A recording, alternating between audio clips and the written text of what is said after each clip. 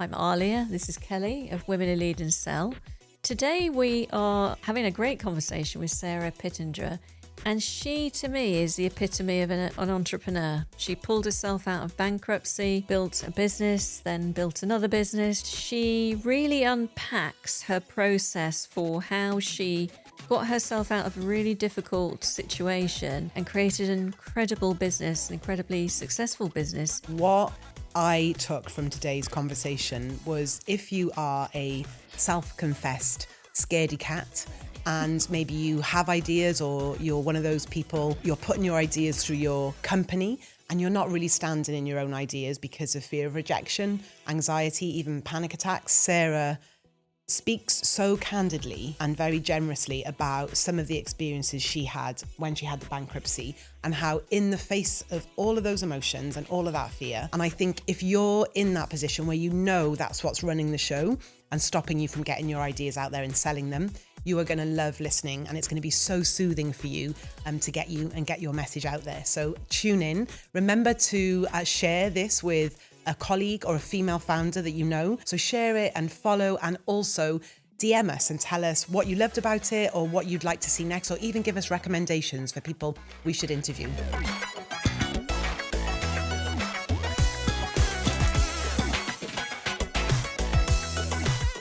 Welcome, Sarah. It's so lovely to see you. Well, it's lovely to be with you both again. So You've got a history of, I was going to say, constructing businesses, putting businesses together. And we were just reflecting just then on what it takes to put together a business. And sometimes you can be very strategic and plan it and go well. And I just want you to repeat what you said then about, actually, sometimes it's not always like that. And then maybe launch into the business that you did do, the wedding business. Tell me about the sand timer on the desk. Yeah, there's lots of different scenarios, isn't there? So coming from a place where occurrence of losing a business, you have a sand timer on the desk. Then that's how long have I got left? And what more can I do before the sand runs out? And that pressure is, it's horrendous, because you do literally, if you can imagine having that there and watching the sand drip through, and you're frantically trying on this hamster wheel to try and make as much momentum, but sometimes the sand timer beats you, trying to then build a business like I had to do, which I had a sand timer on my desk again. So this time it was, how fast could I build a business before the sand timer ran out? And the sand timer that ran out would mean that my home would be I would be evicted, because the home had already been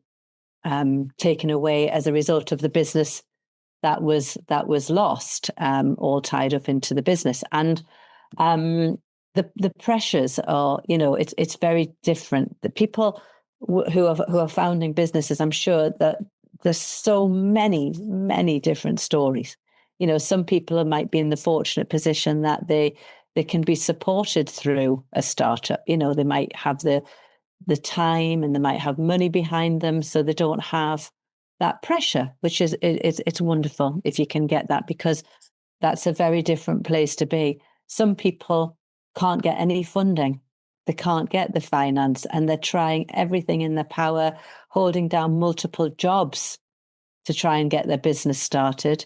And some people have gone all in, and they're just doing their absolute best to scrimp and scrape and borrow and do, and to get by. And I always do have that vision of the sand timer, of how much can you get done before the sand runs out. Will you get a few flips of the sand timer, or do you just get one shot at it? And I think it's I've had different pressures with I'm sure we'll talk about all the different businesses, but obviously having lost a 7-figure business, being on a board where, as partners, that was it. We did everything we could, but we lost the business.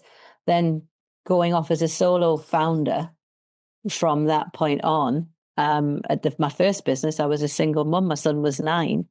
And that was founded from immense pressure, because that pressure was trying to get my home back. So I built a business purely to generate enough revenue to get my home back. And whatever possessed me to believe that was I still look back and I think, goodness gracious. And I think if I hadn't been a mum, that would never have happened. It was purely driven by the motivation of being a mum and not wanting my son to lose his home. Otherwise, it would have been so much easier just to have probably walked away and tried to get some rented accommodation and pick up a job somewhere. It would have been quite easy. And then the whole trajectory of my life would have completely changed. The next business, the property business, was an incredible timer of pressure because it was my husband's family farm that we'll talk about later. But, through adversity and losing his family, his mum and dad, that was a project that he needed to do, and developing 8 houses is no mean feat out of the stone buildings that we had. And the financial pressure and the pressure of a big team on site and the planning and all of the external influences, that was a huge pressurized sand timer that was whipping sand through faster than you can imagine. And, we had to get that done. And then we move on now to, this lovely business I'm creating, which I call a project rather than a business. And this is where I'm actually being gifted the gifted time and the opportunity to use all of that experience to create a business that I wish to encourage slow, the slow living, the slow processes, the meaningfulness. There's a lot more to this project than just about, it's a British knitwear brand, and I'm designing it. I'm using British wool. I'm manufacturing in the UK. And there's a lot more to creating knitwear and jumpers. It's the message that's in every stitch of that, about encouraging reflection and time and, to respect our heritage and our roots, but understand that we have to move forward with a modern twist, so it's about trying to fuse the two together, but with respect and encouraging back to maybe with me being an old Gen Xer, when Christmas came, if you wanted a tennis racket, you had to wait. If you wanted something meaningful, you waited for birthdays or Christmases. It wasn't fast. And these burnouts that I experienced through my other business, which is my coaching and my mentoring, I really think could be avoided if people were confident enough just to say, oh, hold on, I'm going to just take some time here. I'm going to take a step back and consider if there's another way of doing this, which I have learned through the hindsight. So that's, the jumper is only on pre-order. You can't buy them. You can't buy them off the shelf because I don't want the wastage of wool sitting in a warehouse that might not be used. I don't want to put pressure under manufacturers, the knitwear factories, the people want it now. We want it now. I don't want to have those conversations. It's about wait for the excitement and the delight of actually having to wait and encourage patience. So there's lots of meaning behind this brand, which is a consolidation of all of the lessons from all of my other businesses, If you're listening to this podcast, chances are you're interested in growing your business. And if so, we have a 6-week program where you will get the clarity that you need to come up with that strategic plan that you need to get to that next level. Yeah, if you want straightforward, no fluff, like hands-on, real personal experience that's going to get you to the next level of your self-leadership and to land the next high-value client, come and find out more. Keep following the podcast, listen to what we're doing, and also come over to LinkedIn to find out the details. That's just so lovely. That's sort of slow fashion, very contemplative way that you're putting that together in the supply line. And I know what you're doing with farmers, and we'll come back to that. But I want to touch on what you said just then, which is this is a culmination of my business journey. Would you kindly unpack, for example, your wedding business and just maybe tell us a bit about where you went with that, why it was the way it was, and what you did learn, which you're bringing into this new business that could really be of use to our female founders? So when I started Simply Bows and Chair Covers, I didn't have a bank account. I was building it from a repossessed home on the back of obviously losing the other business. But and I was at a place of feeling absolute worthlessness, suffering from panic attacks, agoraphobia through shame. And, you know, I mean, I don't know why I felt shame, but I think it was just the fact that the business not succeeding. I think it was just huge disappointment. And I think the shame came that some of the decisions I'd made, such as, you know, putting my house up to secure the business, because at the time I couldn't see any reason why the business wouldn't have worked, you know. It was that faith we had in the business, and it just shows you how things can change, how situations can change. And 2008 was such a turbulent year for many. You know, I'm sure if anyone's listening to this and they reflect on 2008, they'll be nodding along thinking, goodness, what a turbulent time. So, but I think the fact that it was very much about my son, I didn't want him to lose his home. And as a mum, and I was a single mum at that time, even though he always had a great dad, do you know what I mean? It's not that. But, you know, as the person he was living with and his mum and the role model, I felt that I had to really pull us out of this. And it would have been very easy, feeling how I felt, to have just said, I'm too tired. I can't do this. You know, I've got, you know, I feel absolutely burnt out, frazzled.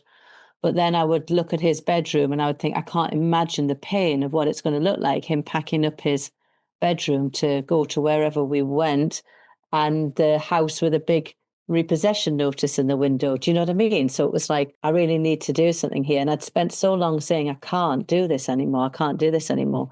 And I think it was that fear of not being a good role model for my son that was like, come on, this isn't about you as an individual. This is about, you know, stepping up to the plate and leading by example as a mum, you know.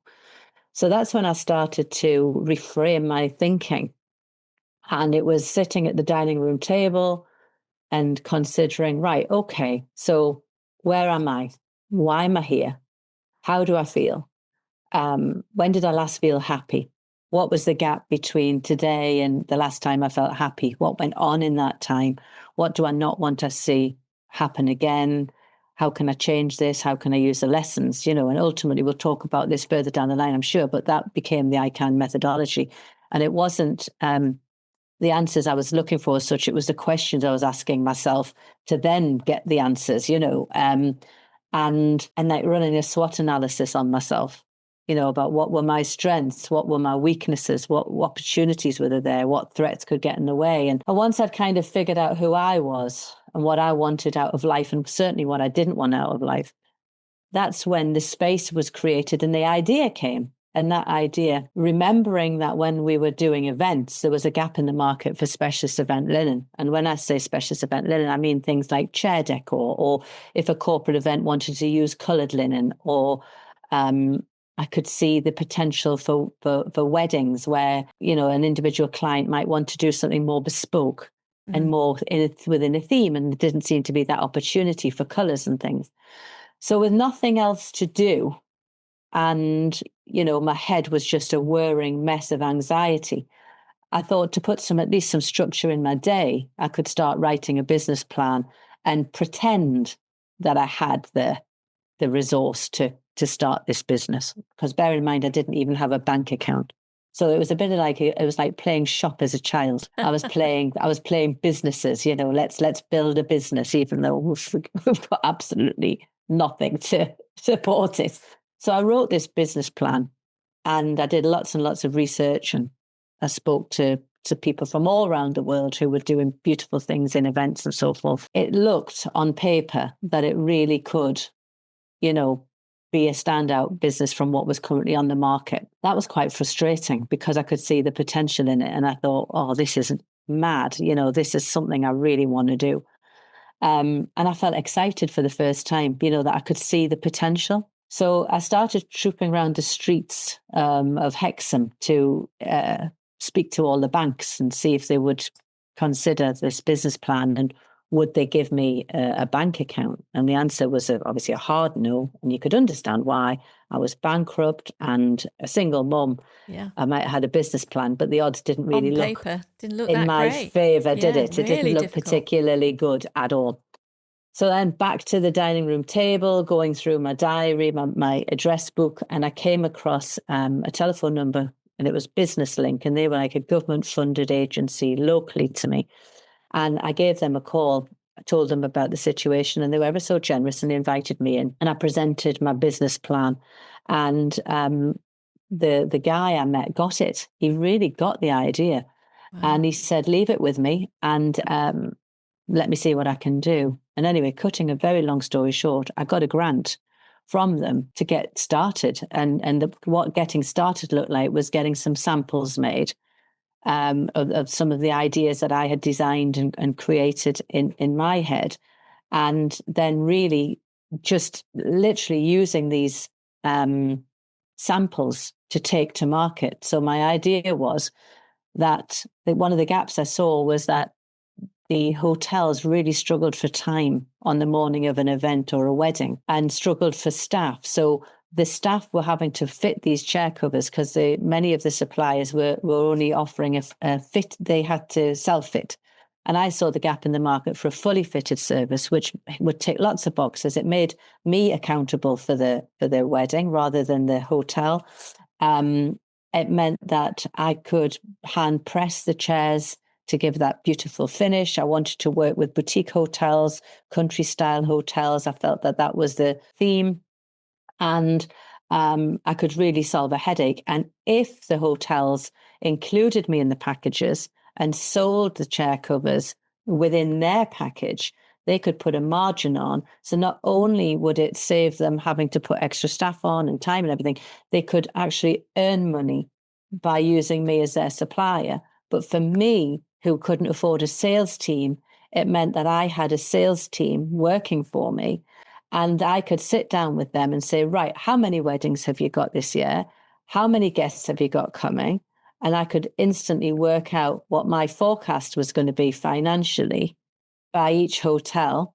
And I could ultimately more or less work out what I was going to be earning. So I was very anxious at going back out to sell. So I used to hold my mum hostage, and I used to take her with me, and she would sit in the meetings with me because I felt I had no confidence at all. But with her being there, I just felt more confident. And I had such anxiety, and I felt like I was going to have a panic attack every time because I just felt like I was going to be rejected. You know, why would anybody want to work with someone whose business has failed or who's bankrupt or whatever? And bearing in mind, I was still in the house. I was just waiting for the house to be basically for us to be evicted because it already been repossessed within the bankruptcy. And to my delight, I just was very honest with the people, from the beginning. I said, look, this is who I am. This is what's happened. I don't want any skeletons. I want you to know that, I'm not here to pretend I'm something I'm not. We lost a business. I identified a gap in that business. This is how I think I can help you.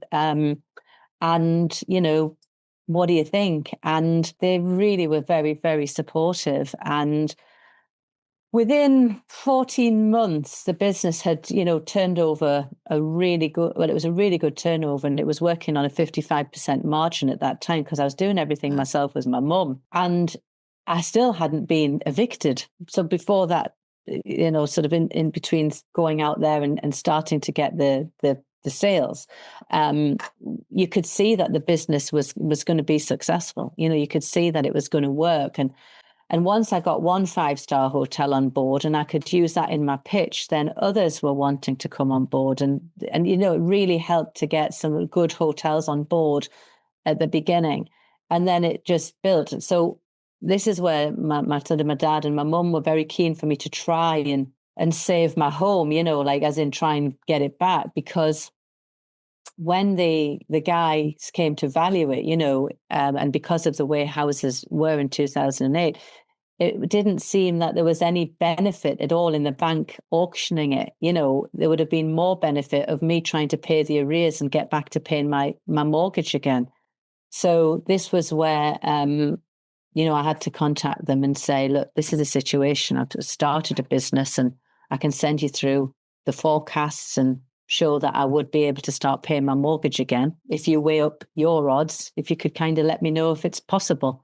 And they came back and they said, yeah, would like to hand you your house back. And if you can start paying the mortgage again. And and do. That's it. So here I am, and this is the house. And 16 years later, I'm still here. And it was probably the sales pitch of my life, getting my house back. In my career, out of all of the things I've achieved, I would imagine that was probably the hardest gig to get that back. So then Simply Bows and Chef covers started to get entered in awards. We started winning some incredible awards.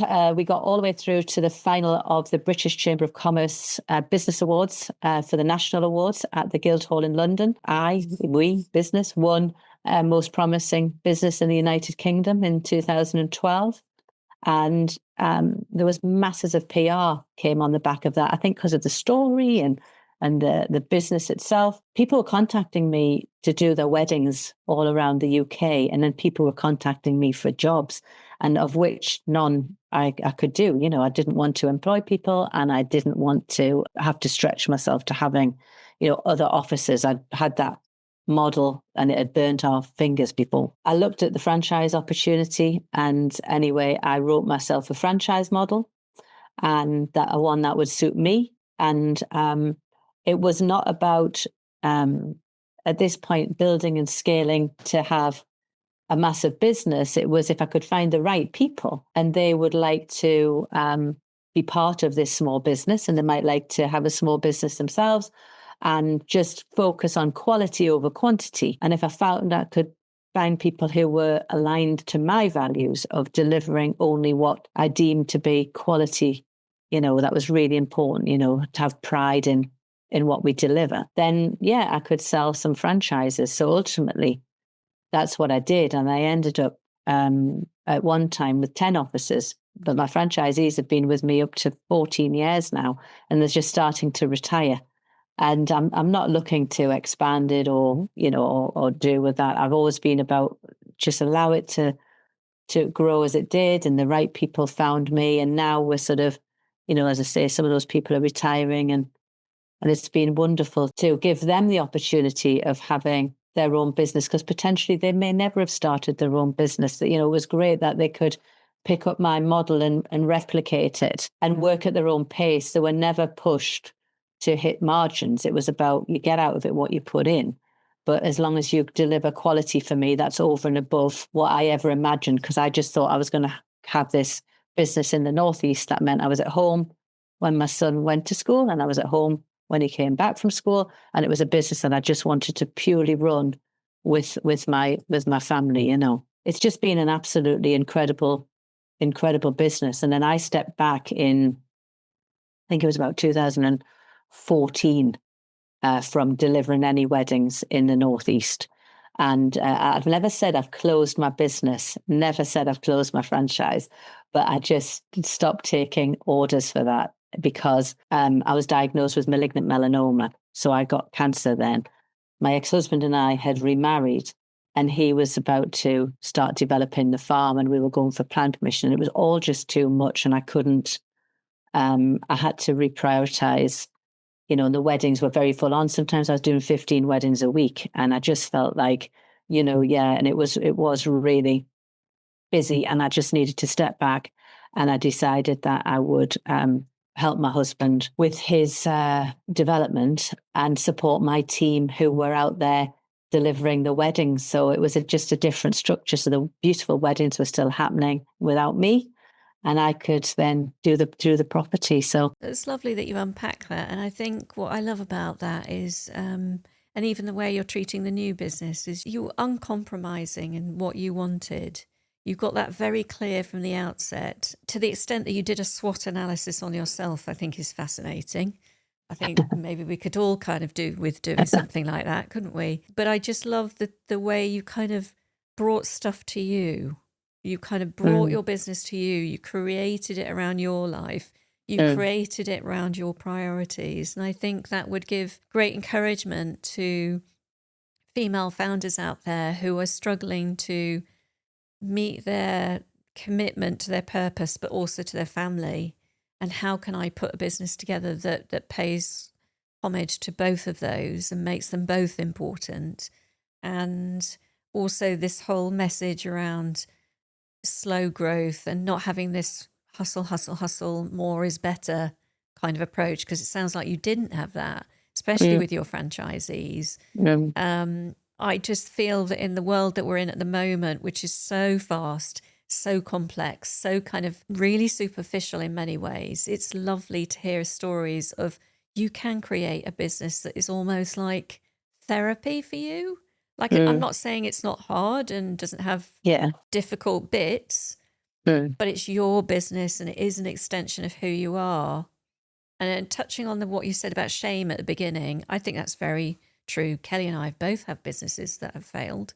And it's interesting that we go into this thing of shame, but I think it's because you just associate your business so closely with yourself. And it is about just accepting that is how it is, whether, whoever you are, it is your creative thing that you've created. So yeah, you are going to feel these emotions and just don't blame yourself for that, So yeah, that was a lovely journey through your history, and it does explain a lot.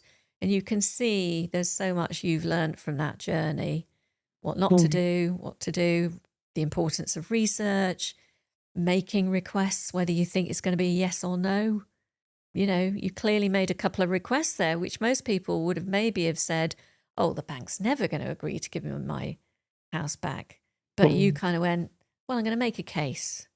And I'm going to treat it like a business request. I'm going to make the request anyway because it's so important to me. And look at the response you got. How often do we not ask for stuff because we already think we know the answer, or we've allowed other people to persuade us? No, don't even bother. But yeah, I always think, do bother, do make those requests, because sometimes people say yes, like, the Business Link guy. So yeah, it's a lovely story, Sarah, honestly. I love it. Thank you so much for unpacking it the way you did. The first minutes you were speaking, I was like, thank goodness, because I'm like, I don't know if that was like the top level, our first conversation, but what I heard in this one, you didn't share about the story about like how you work with your mum, you took mum to sessions before, and the way you described the visceral emotions that you're going through, a bit moved. As I was listening to you, I'm just like, that is real. I'm not just saying it's only for women, because I have some work with some really sensitive guys too. But the way you described it, I could feel and imagine the step-by-step decisions that were going each day. And for you to say, like almost a panic attack, and my anxiety, and you articulated about the rejection, and then having your mum there and how she was such an anchor for you. But also I could hear the precise decisions you made. Like it was so clear about the house and what was important. And I think when you described, you didn't want to have those conversations with, about the jumpers and the wall, and that, like you said, it's really a consolidation of all of your life experience that's now enabled you to, one, be making the choices you are now, to really create a new world. I think that's what happens when a woman puts her fingerprint in a business. It's such a message to the rest of the world, like, you can do it too. Like, this conversation is different to the one that we first had, and that essence will go out, because like for us, I mean, we keep reminding ourselves that we've been planning these conversations for 6 months, but we only launched a month ago. And it's just, everything just speeds up, doesn't it? It's like, got to do this, the feedback we've had, and you're trying to implement everything. And thankfully, I have the agency, and so does Aliya, to go, hang on. Like, in our hearts and minds, this is what we wanted it to look like. And then, the canvas looks a little bit different. So how do we regain creative control and really slow this down so that we can feel our way through and actually demonstrate and communicate the meaning? Like, what I mean is that I want women to have businesses that, whilst they're challenging and there are a lot of forces at play, whether that's finance or other things, that they do find a thread, that they're really enjoying it, and they can feel their expression. Like they really have that. Like, I want this business to go this way, and because. So they're the things that you've illustrated to me in your conversation. Yeah, it was really lovely. Thank you. Moving on from that gentle boat ride, Sarah. So you talk with a lot of entrepreneurs, is that right? You talk Yes, with I female mentor. founders. You mentor. I mentor a lot because of what I do is quite specialist. I'm surprised at how many I do really, because it takes a lot for a strong woman to come forward. I'm incredibly proud of the work that we do together. When they come on board, and it's a lot about the noise. There's so much noise. We talk about speed, but it's noise as well. Everything's so noisy. And, when things are so noisy, you might have heard yourself say, goodness, I just need space to think. I can't think, and with all that noise and busyness going on, you can't think. And then your energy drains because the noise is so draining, because the noise is usually a pushing and a pulling from different places and wants and needs and deadlines and da. And if you're constantly in reactive mode, then there's no space for strategic growth. And then this is where you hear people saying, I'm stuck. They're not stuck. They're not stuck. They just haven't had time to process and space of where they want to go. So they can't move forward because they're not putting anything in place to move forward, because they're actually just doing the same thing every day and then wondering why they can't move forward. So my methodology, which is the same methodology I use to build Simply Bows and chair covers, to build the houses, to process my cancer, to do fitness things that we've done and that I've done, to do the way that we've produced our competition horses. It's all the same methodology. And it's about taking time to stop, look at the landscape, consider where you want to be, by when, why you want to be there, what you don't want, what you need. And the SWOT analysis plays a part in everything. And I do a SWOT analysis on every client who comes my way, because Amazing. I can't be doing with this work-life balance. I'm sorry, I'm putting it out there, but I don't believe in it. If you're a founder, it's like raising a child. And are you just going to pick up and put your child down every now and again? And when it suits you? Of course you're not. It's part of your life. And your business is exactly the same. So what you have to do is you have to put in those boundaries and try and to create the freedom. It's to create independence in your children and resilience, and the same in your business, to create that independence and resilience so that you can step away and have some space and some time to yourself. So it's about putting systems in place and having some boundaries in place, but it's about knowing that you are still part of that business. It's a part of you, and your children are part of you if you've got children. I'm not saying everybody has, but it's a similar sort of nurturing. Whether it's animals you've got to look after, it doesn't matter. You've got responsibility. And once you're a founder, that is a responsibility that sits with you till you exit, or so you can't just say, oh, just turn your phone off for 3 days and go on holiday. It's not. But what you can do is you can make sure that the foundations are strong enough and they're solid, and everybody's in the right place doing the right thing, all singing off the same hymn sheet, all working towards the same goal, so that you can naturally take the space. You can naturally take the space to, because I have this saying with all my clients, and I say, is the tail wagging the dog, or is the dog wagging the tail? Now, if the tail's wagging the dog, why are you running your own business? You might as well just go and get a job. It'd be so much easier, because you're an employee. You're an employee at the end of the day. And what happens is, I think that, my businesses are designed around my diary. And people might say, oh, how can she do that? That doesn't work. Because I set out to design businesses that would fit around me and my life. And if people want to argue, well, I can prove that's exactly what I've done. It has always been about that, because I felt that when we built and scaled that other business, it took so much of my time and I ended up with nothing. And this time around, I wanted to make sure that it was going to be on my terms. You say about you asking offline there about how we produce horses. And, you buy young horses that are flighty and they've got their own opinions, and they're strong, and they're so much stronger than us. So that, if you don't have a mutual respect and boundaries, it's always going to be them leading us. And it's a similar thing with businesses. It's a similar thing if you're bringing up children. It's a similar thing when you're doing anything. It's about creating that respect. The business has to respect you, and you've got to respect that. But at the end of the day, the business has got to work for you. Otherwise, ultimately, you are an employee of your business, no matter how much you might like to reframe it. And people, getting burnt out and exhausted where I've been before, it's because the business has started to slip through their hands, and it's like you start off with these wonderful ideas of this is how it's going to be. And then as the boundaries weaken, that why dilutes. And then it becomes more diluted until it's nearly controlling you. But it's fixable. It's really fixable. It's fixable by going right back to the beginning and saying, right, okay, I'm going to take a moment and I'm going to look at where I am now, where I was, when was I last happy with how things were, what's gone on in the middle, how do we reframe it? We need to put it right.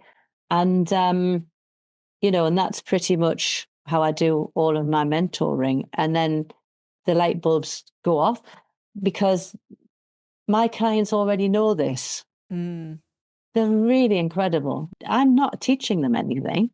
All I do is ask the right questions so that they have to answer them, some things that they've been avoiding for a long time. And they answer those questions, even if they have to squirm. And they go, yeah, I get it.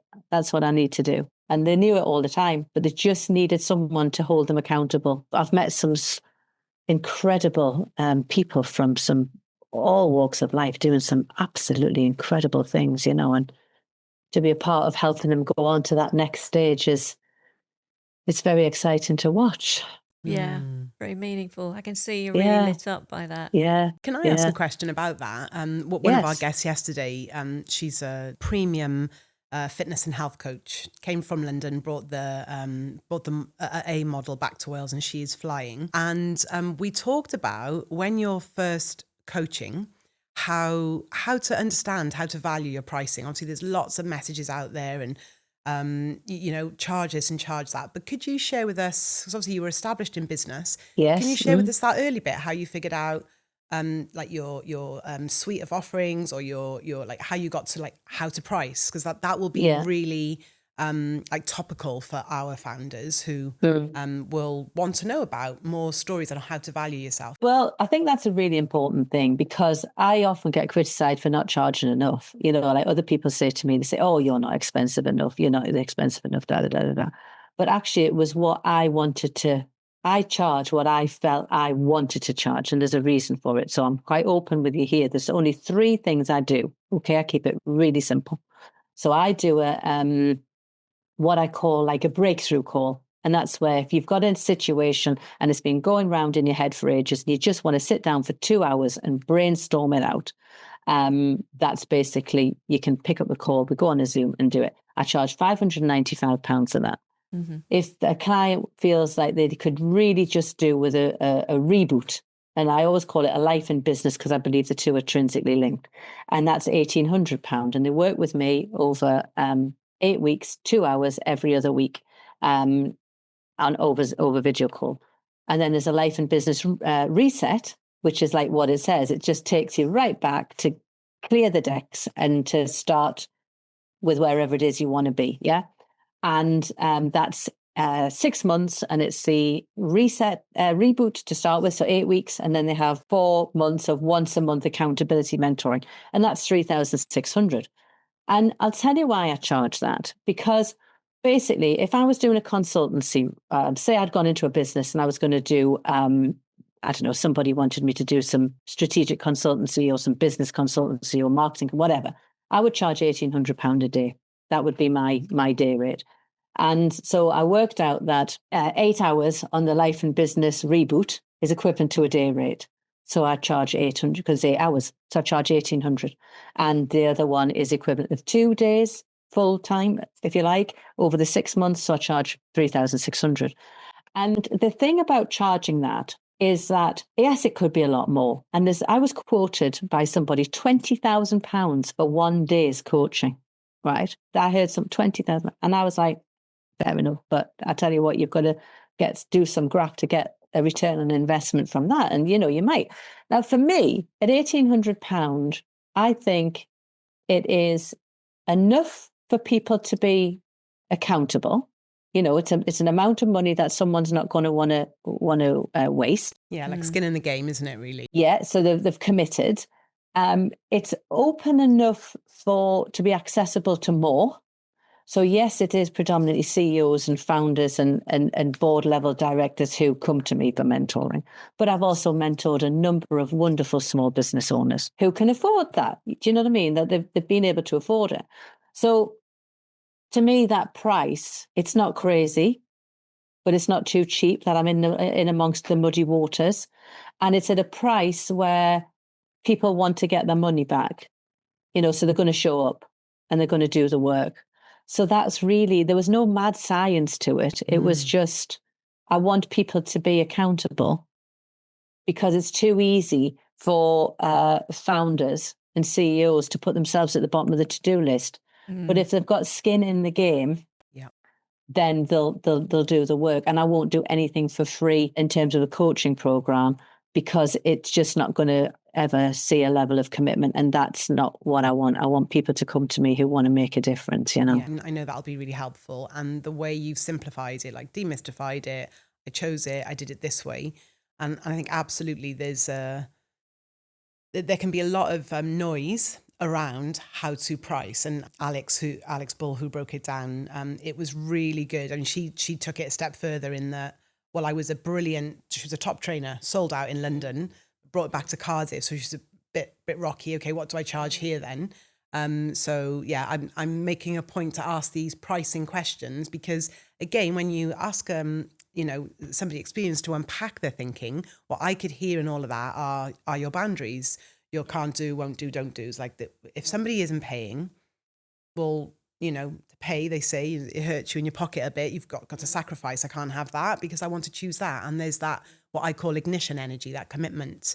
They actually do follow through. So yeah, that was really helpful. The other thing as well, it's about the return on investment. I would really love to think that if you spoke to any of my former clients, which you won't because it's all confidential, but if you did, and then the testimonials, they get the return on investment. I mean, one of my clients had 10 times the return on investment before we'd even finished the program, because we worked on an avatar of our ideal client, and she went and found that ideal client. And that, as I say, she put in a testimony. I think she made 10 times more than the program before the program had even finished, And I would say all of my clients have, I can't say all, obviously, but I would say the majority of my clients have gone on, by the nature of the work that we've done, to scale and build and do. And I would like to think they would all say, as a result from £1,800, they've really made a considerable shift financially, mentally, emotionally, physically, the whole shebang, which would be worth, So it's about, I think the money it's not really about the money, if you want the honest truth. For me, it's about making them accountable, because I really want them to put the effort in. Do you know what I mean? I want them to make a difference for themselves. I want them to feel that they deserve it. And I want them to really understand that they're worth it. Yeah, absolutely. We can totally relate to that. Yeah, and that's one of the aims of the podcast is, backed up by what we do is, Quite interested in knowing when the Scale, Build, Do book is coming out then, Sarah. The Scale, Build, Do. I think I don't know. It's interesting. It's funny enough, in the last 2 weeks, I've just taken on 2 new clients, both for scaling and exiting. Mm-hmm. And it is quite fascinating how this is going to, I've worked with a number of clients actually who've been scaling and exiting, but it has made me kind of think about what value I can add next, in the next book. And I think, building the Sam and Dusty knitwear brand will be quite interesting as well. So you never know what might come next. Let's talk about Sam and Dusty. Tell us all about Sam and Dusty. What's the mission, and what are you bringing to it? What are you learning to bring to it from your previous do's and don'ts? Previous do's and don'ts. Well, Sam was my lurcher. So if anybody's ever read my book, The I Can Method, in the book they'll hear me talking about Sam a lot. So Sam and Dusty. Sam was my lurcher. Dusty was our cat. She was my son's cat. And when I was in the house on my own doing these business plans and da-di-da for the Simply Bows, Sam was a little lurcher puppy that I had. And walking with him and Mum was a lot of where the inspiration came from. And I lost Sam during COVID, and we lost the cat. Did we lose Dusty before or after? I think after, not long after. And it was absolutely heartbreaking because it was such an integral part of our family. And I always said, if ever I created another brand, I really wanted to carry them forward. So Sam and Dusty is my dog and my cat, and that's in the knitwear brand. So the idea was never, it's one of those funny things. So a good friend of mine happens to be a knitwear designer and a consultant to the luxury end of wool and knitwear. And we were out having lunch one day, and I was just saying, I've had all these amazing ideas for me, my amazing ideas for me, not saying anyone else will think they're amazing, of jumpers that I would like. And I'd love to design my own jumper. That was kind of how it started. And she said, well, why don't you just put it on paper and send it through on WhatsApp and let me have a look? I said, maybe, that kind of thing. It was very sort of, anyway, one day I decided to sit at that same dining room table and I drew my idea. And it's quite an innovative idea in the design that's never been seen, touch wood, before. And it's very sustainable and encourages people not to have to multi-buy. That's all I'm saying at this stage. And anyway, I sent it through and she loved it. And I explained that I wanted to do it. I'm happy to talk the colours. I wanted to do it in really vibrant colours, but using British wool. And that was the first challenge, because British wool normally is done in what I would call heritage colours. Lots of beautiful greens and maroons and navies and browns, earthy tones. And I'm wanting to go zest. So I'm thinking fuchsia pink, fluorescent yellow, fluorescent green. And I want all the colours to clash. I want them to clash with each other. And the reason I wanted that was there was a number of reasons. Because I want the people who wear them to be seen and to feel seen. Yeah. And to be hugged by the tradition and the earthiness and warmth of the British wool. But I also want them to step out of the shadows, and I want them to be seen. I want them to put those jumpers on and feel vibrant. And not to feel that they have to shrink away or hide away. I want them to feel that they're wearing something that is fun and colourful and joyful. So that was the kind of brief. Anyway, that went one stage further to a meeting where we sourced the wool that I wanted. Yeah, which say was something about wool, because wool is a bit of a problem in this country, isn't it, Sarah, for farmers? It actually isn't worth them it selling seems the to wool, be a challenge. I think it's very interesting because I had a wonderful meeting with the British Wool Board, and I went to visit them in Bradford last week. And it was fascinating to see the work that they do there, the amount of work that goes into the grading and the sorting and and I think that there seems to be an off balance, if you like, somewhere along the line, whether it's the cost of the developing it, so there's the farmer is producing the sheep's producing the wool, and the farmer has to, on welfare grounds, clip them and do. And then there were people who are producing wool, particularly for, a higher grade for knitwear and all these other things. And there doesn't seem to be the ability to give the farmer enough money to cover, to make it a real profit. Some of them are just managing to cover the shearing, aren't they? Cover the shearing. Which is crazy. And some people aren't even doing that. So I'm not in a position yet to explain why. I'm just very much in the research stages to try and find out why. Because what I am learning is there are the most incredible things happening with wool. I've met a wonderful company who are making insulation for property development. We've got people using it for soundproofing, people using it for packaging, people using it in gardens, people using it for laundry, but making beautiful laundry balls to put in the tumble dryer. There's just so many uses of wool that people haven't even imagined that it could be used for. And I'm just learning about that too. So to me, there has to be a real value. So what I'm trying to understand is if there's such innovation going on, and if there's such a value for it, and there's like a regeneration, some people doing incredibly things to make noise of the importance and the value of it, why is that not coming back to the farmer? So something's costing somewhere a lot in the middle. So it's to try and understand. And I don't know. The answer is I don't know. And I'm trying to work it out. And nobody seems to really have an answer at the moment. But all I know is that wool has so much potential. And the more people I'm meeting and the more I'm talking about it, the more exciting it makes me, to just be a tiny little part of it. So it's going to be very interesting, I think, to see how it all unfolds in the next few years. And what do you think you're bringing to this new business, Sarah, that you've learnt through being battle-hardened through success and failure? What do you think you're bringing to this that you wouldn't? A softness. Really? A softness, yeah, and a slowness. I think it's really changed. Like before, I would say I had to be more of a hustler. I think it's a lot of things. It's age is a wonderful thing. To be 53 and founding another, 54 in a few weeks' time, to be founding another business. And I don't knock anyone who's hustling.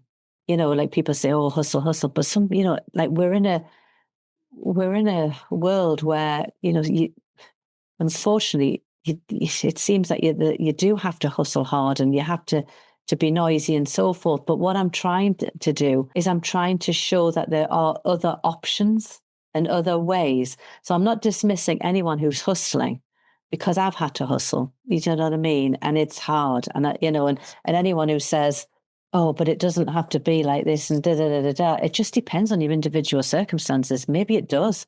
Do you know what I mean? Yeah. And whereas, like with this business, because I have that time and that experience and so forth, I do have the privilege of designing this business in a different way. Now, I'm not designing it financially in a different way, because what I've done is I've only allowed myself £5,000 to start this business. That's all I've allowed bit of a myself. Challenge for yourself. Yeah, that's exactly it. So I've literally given it £5,000.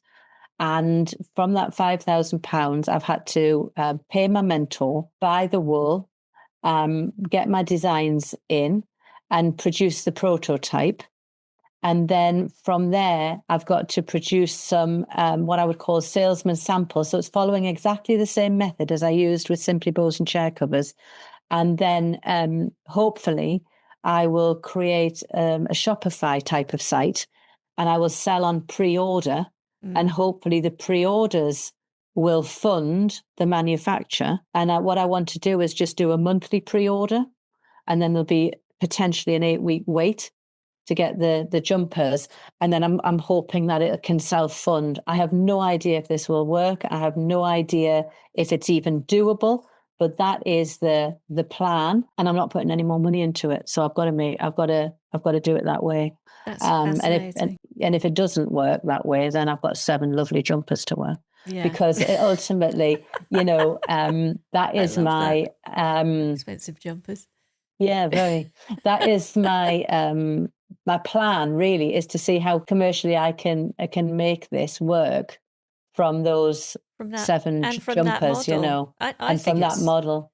That's but fascinating. I don't know, but I don't know if it's going to work. So because I've never done it before, and I'm not rushing it. I'm not even thinking beyond getting my hands on the prototype, which is really, really weird for me, because normally I'd be like, and it would have been super fast.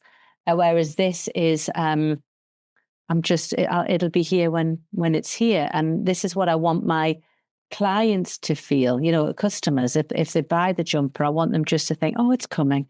And when it comes, I'm really looking forward to seeing it, and I'm looking forward to wearing it, and not be, where's that jumper?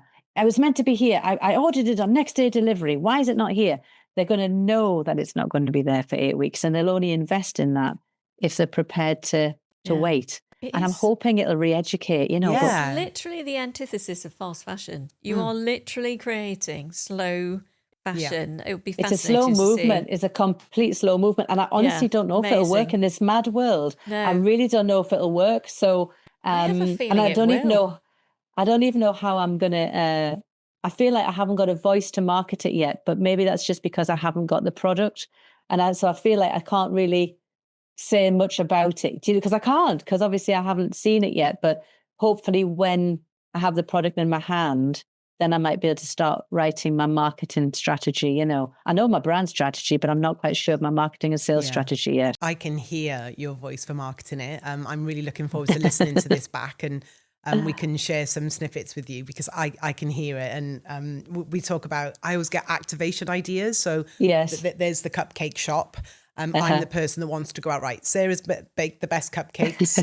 I'm like, give me the tray. I'm going out into the street. So I had a few things. So I must feed those back to you. Yes. We're learning to really like end on a high and like take our listeners with us into the future. Do you have any dates for like those samples being ready, and like any potential, like when will the Shopify site be ready, so we can you get that out there and start all those elements going? Interesting. So the prototype should be with me next week. So that's very Hot exciting. off the press. Hot off the press. That should be with me next week. And then really dependent on how that is, will depend on if there's more to be done to the design or what have you. But ultimately, we would like to have the salesman samples by November. That would be that we would like to have that, but we don't know if that will be the case, because obviously until we've got the prototype in our hand, we don't know what that timeline is. But again, I'm not rushing it. If, I've said November, if it isn't November, it might be the spring of next year. I really don't know, but I'm not under any pressure. And, I'm just starting to create a mailer list. I've never done that before. I've never even done mailers before, because my clients with my coaching are all return and refer. My wedding business is all direct with the hotels. My property was an agent who put clients to me, and I sold them all myself. So I've never done this sort of digital marketing era. But tomorrow I've got a meeting with a lady who has just launched a knitwear brand in Australia. And so I'm meeting her just to chat about how she's launched her business. Then I've got a meeting straight after that with a lady who has built a Shopify website for a merino wool company before. So that'll be very interesting, because I've got I want to run a blog alongside my Shopify site, because what I want to do on the blog is I want to interview people who are manufacturing and producing wool, so that alongside me showing my jumpers, I want to champion all the other suppliers and producers too. So I want to make sure that I can run a blog alongside, and then I want to start going out and being able to interview other suppliers and producers, which ultimately will become a YouTube channel and a podcast called The Rambling Gate. Wow.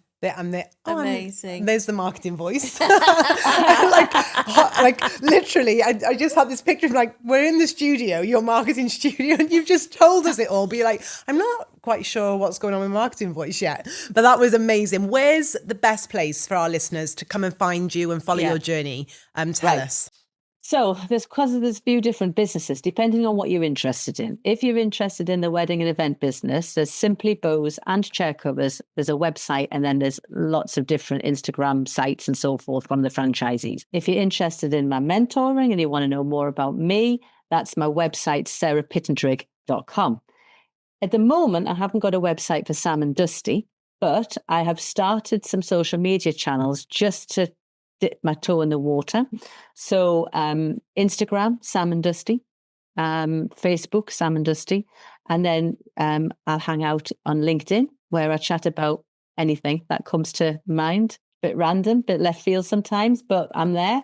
Lovely. And that's it. That's really good. That gives us a good choice. It's been Sarah, wonderful, thank Sarah. you. Thank you so much. Well, thank you very much indeed. Thank you.